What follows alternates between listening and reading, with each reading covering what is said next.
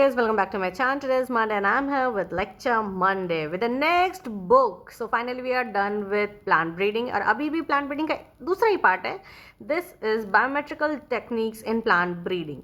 तो इसमें क्या क्या है कि इसमें चैप्टर वाइज हमें सारे definitions, सारे terms मिलेंगे जो कि हमें पता होना चाहिए stats के लिए. So the first chapter is introductory statistics and the first term of this book, that is biometrical techniques in plant breeding, is arithmetic mean. Arithmetic mean क्या होता है? बचपन से जो पढ़ते आ रहे हैं, जितना ऑब्जर्वेशन है उसको ऐड करके divided by the number of observations, that is sum of all observation of a sample divided by their number. Now chi square test.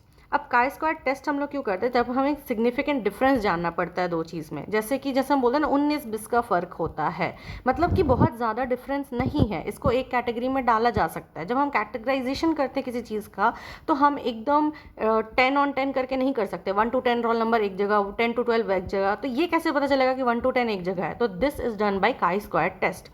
So a test of statistical significance which is used to test the significance differences between observed and expected frequency or ratio. तो मैंने वो लेम language में समझाया कि क्या होता है. तो बेसिकली यहाँ पे हम क्या करते हैं, हम डिफरेंस देखते हैं कि जो ऑब्जर्व्ड है और जो आने वाला है उसके बीच में क्या डिफरेंस आ रहा है एंड वो सिग्निफिकेंट डिफरेंस है या नहीं. Next is coefficient of variation, मतलब कि वेरिएशन कितना आ रहा है. वेरिएबिलिटी को मेजर करते हैं हम लोग कोएफिशिएंट ऑफ वेरिएशन से. The ratio of standard deviation of a sample to its mean expressed in percentage.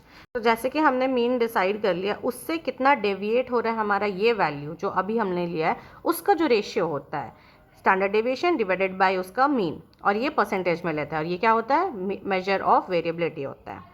Next is phenotypic coefficient of variation, मतलब कि कितना फिनोटिपिक डेविएट कर रहा है. अब जब हमने वेरिएशन देखा, वेरिएशन दो तरह का हो सकता है, फिनोटिपिक और जीनोटिपिक. फिनोटिपिक मतलब मॉर्फोलॉजिकल जो हम देख सकते हैं उन सारे कैरेक्टरिस्टिक या ट्रेट्स का. जीनोटिपिक मतलब जीनोटाइप में अगर हम डिफरेंस देख रहे हैं.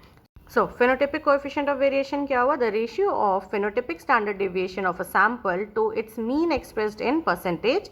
It is the measure of phenotypic variability. Similarly, genotypic coefficient of variation क्या हो जाएगा? The ratio of genotypic standard deviation of a sample to its mean expressed in percentage. This is measure of genetic variation. सो इतना सा ही आज के लिए. And stats के terms बहुत इंपॉर्टेंट है, क्योंकि अगर आप रिसर्च लाइन में जा रहे हैं तो ये सब आपको जब अपना रिसर्च करेंगे, उसको इवैल्यूएट करेंगे ना, तो ज़रूरत पड़ेगा. तो ध्यान से ये सारी सीरीज़ को देखना. And if you like this video please hit the like button, share it and don't forget to subscribe my channel. I again come up till that, take care, bye bye.